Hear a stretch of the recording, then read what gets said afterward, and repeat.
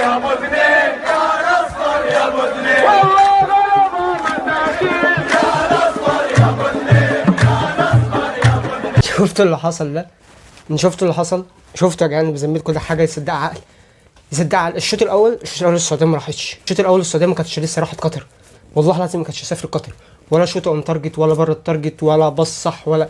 هو الحاجه الوحيده اللي كانوا عاملينها صح ان هم كانوا بيعملوا التسلل صح، التسلل فعلا كانوا بيعملوه صح وبطريقه متميزه فشخ.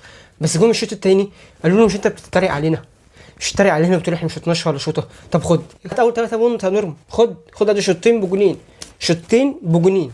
انا لسه بقول بسم الله الرحمن الرحيم، اصلا ما كنتش لسه رحت القهوه، لقيت الدقيقه 45 التعادل، بعدها باربع 5 دقايق يا دوبك رحت يا دوبك لسه وصل القهوه، لقيت عمنا راح جايب جون تاني. في ايه؟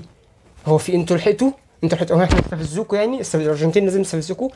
انا اول مره اعرف ان المنتخب السعودي بيستفز، يعني لازم يستفزوكوا؟ استفزيتوا انتوا يعني؟ خلاص انتوا استفزيتوهم يعني؟ انت بتستفزني؟ طب البس جونين بقى، هات اول 3 بونت يا نورم، اول ما استفزوهم هات اول 3 بونت يا نورم على طول، هات يلا، هات يا عم ميسي، هات بعد اذنك احنا مستعجلين عايزين نصعد اول.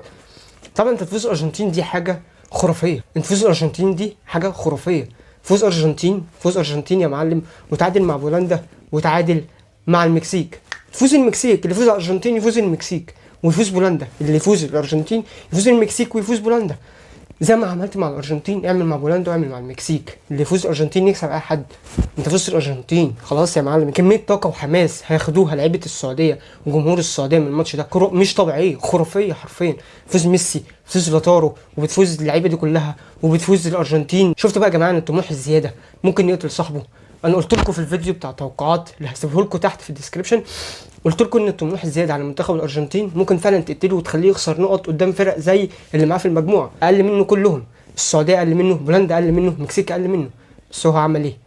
نزل ضامن الماتش، وبالذات الثلاث اجوان اللي هم ما اتحسبوش ليه، نزل الشوط الثاني عادي. فهي لا ده المنتخب ايزي، الدنيا سهله.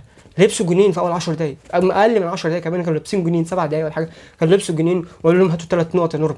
على طول السعوديه نزلت على طول جونين على الحرم. بص بقول لك ايه، هم جونين الصراحه. الحارس شال كتير، المدافعين كلهم اكفاء بلا استثناء. هو الحارس قتل لاعب بس مش مهم، عادي رحمه ونور عليه. المهم ان اللاعب الف سلامه ان شاء الله هيقوم، بس المهم ان هم خدوا 3 بونت من الارجنتين،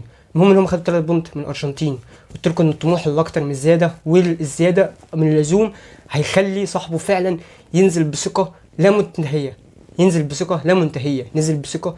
الارجنتين نازلين بثقه، خلاص احنا هنفوز، احنا فزنا ماتش ايزي يا جدعان. كميه طموح على الارجنتين ولاعيبه الارجنتين وعلى ميسي مش طبيعي. ادي اول 3 بونت، هم لازم يفوزوا الماتشين كده. الارجنتين لازم تفوز بولندا ولازم تفوز المكسيك، لازم، ما فيش حاجه اسمها ان هم ما يكسبوش، لازم يكسبوا، لازم الارجنتين تكسب بولندا والمكسيك. وانت مش عارف بولندا هتعمل ايه مع المكسيك. بولندا لو فازت يبقى 3 و3 و0 و0، ارجنتين 0. لازم تفوز الماتشين، لازم الارجنتين تفوز الماتشين. ضاعت منك 3 بونت بسبب الطموح والثقه الزياده الاكتر من اللزوم عند لعيبتك وعند جمهورك وعند العالم كله. السعوديه قال لك هات 3 بونت يا نورم، خد خليك في القاع، هاخد منك 3 بونت وامشي.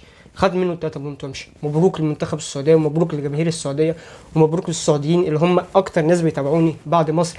مبروك جماهير، ومبروك للعيبه، مبروك رجاله، مبروك لهيرفي رونالد، عاملين هيرفي رونالد، مبروك ليك فشخ، تستحقوها. اول 3 بونت تقدروا تعادلوا، فوزوا على المكسيك، تعادلوا مع بولندا، اللي فوز على الارجنتين يكسب اي حد يا رجاله. والله العظيم، والله لو لعبتوا بنفس الثقه وان انتوا واقفين على رجليكم عادي مش هيبين الحوار، عادي تكسبوا. كسب الارجنتين بميسي بالناس دي كلها، يكسب اي حد في المجموعه كبولندا او المكسيك. ومبروك يا سعوديين، مبروك يا جماهير السعوديه، مبروك لشعب السعوديه.